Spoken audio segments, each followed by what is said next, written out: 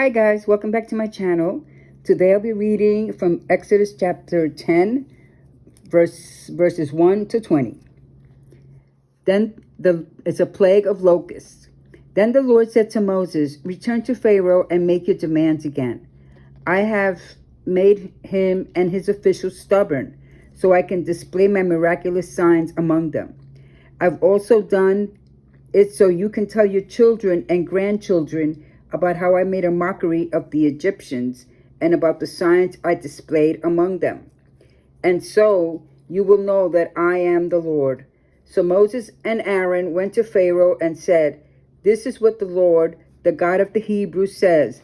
How long will you refuse to submit to me?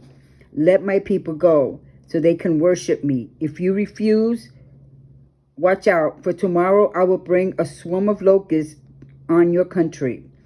They will cover the land so that you won't be able to see the ground. They will devour what little is left of your crops after the hailstorm, including all the trees growing in the fields. They will overrun your palaces and the homes of your officials and all the houses of Egypt. Never in the history of Egypt have your ancestors seen a plague like this one." And with that, Moses turned and left Pharaoh. Pharaoh's officials now came to Pharaoh and appealed to him. "How long will you let this man hold us hostage? Let the man go to worship the Lord their God. Don't you realize that Egypt lies in ruins?" So Moses and Aaron were brought back to Pharaoh. "All right," he told them, "go and worship the Lord your God. But who exactly will be going with you?" Moses said, "We will all go, young and old, and sons and daughters, and our flocks and herds. We must all join together in celebrating a festival to the Lord."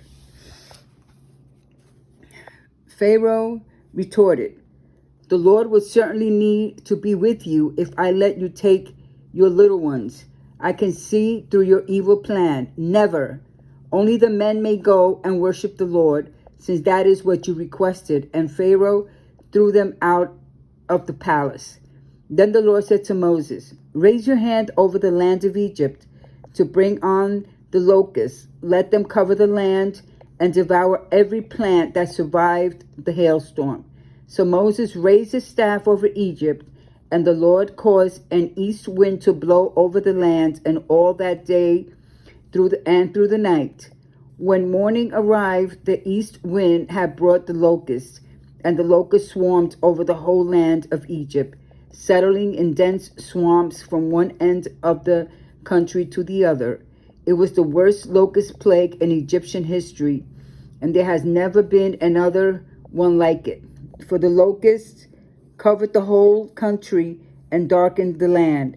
They devoured every plant in the fields and all the fruit on the trees that had survived the hailstorm. Not a single leaf was left on the trees and plants throughout the land of Egypt. Pharaoh quickly summoned Moses and Aaron. "I have sinned against the Lord your God and against you," he confessed. "Forgive me, but just this once, and plead with the Lord your God to take away this death from me." So Moses left Pharaoh's court and pleaded with the Lord. The Lord responded by shifting the wind, and the strong west wind blew the locusts into the Red Sea.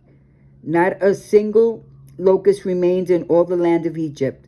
But the Lord hardened Pharaoh's heart again, so he refused to let the people go.